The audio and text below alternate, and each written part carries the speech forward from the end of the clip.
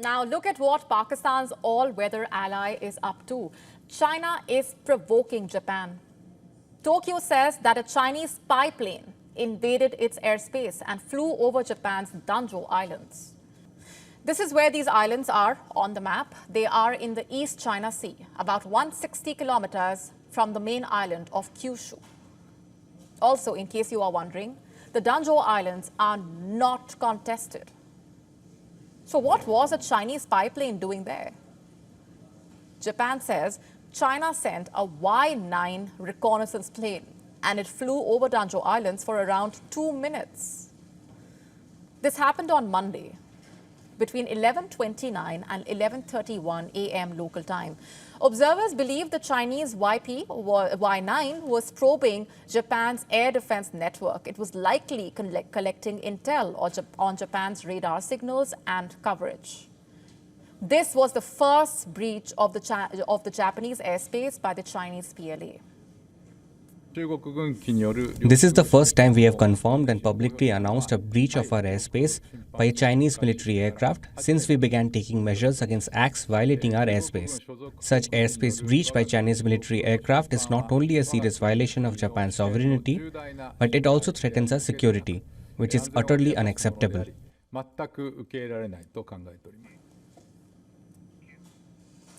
In response to the airspace breach, Japan scrambled jets. It also summoned an official of the Chinese embassy. What has China said? The spokesperson for the Chinese Foreign Ministry said China has no intention of invading a foreign airspace. Regarding the incident you mentioned, the relevant Chinese authorities are investigating and verifying the relevant situation.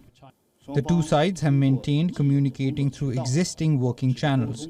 I would also like to emphasize that China has no intention of invading the airspace of any country. But how true is that? Anyone following developments in the South China Sea or the East China Sea will tell you otherwise. While this is the first time a Chinese military plane has breached Japan's airspace, it is not a first for a Chinese jet.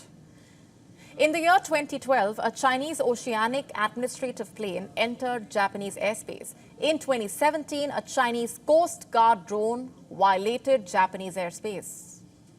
Also, here's something you must know. Chinese fighter jets regularly approach, and I repeat, approach Japanese airspace. The situation is so bad that in the last financial year, Japan had to scramble jets 479 times to confront Chinese planes, 479 times. These many incidents of jets scrambling in a year, that's more than once a day. Now a Chinese military plane has breached the line. It has entered the Japanese airspace. Is this the first of many to come? Japanese officials say they are preparing for the worst. In recent years, Chinese military activities near our country have been increasing. The government will continue to pay close attention and monitor such activities by the Chinese military and be fully prepared for any airspace violation. Is Japan also preparing for a full-scale confrontation? Perhaps a war? Japan, remember, is the closest ally of the US in this part of the world. Tokyo is bound to get pulled into any war that America is part of in the Indo-Pacific, be it a war in the Taiwan Strait or in the wider South China Sea for that matter. Japan is also part of the Quad, remember, along with India, the US and Australia. In August 2023, Japan, South Korea and the US signed a trilateral agreement agreeing to elevate defense collaboration. This includes conducting an annual joint military exercise, sharing defense information. Let me read out for you what US President Joe Biden said with regard to the trilateral agreement. I'm quoting here. Together, we are going to stand up for international law, freedom of navigation, and a peaceful resolution of disputes in the South China Sea, quote unquote.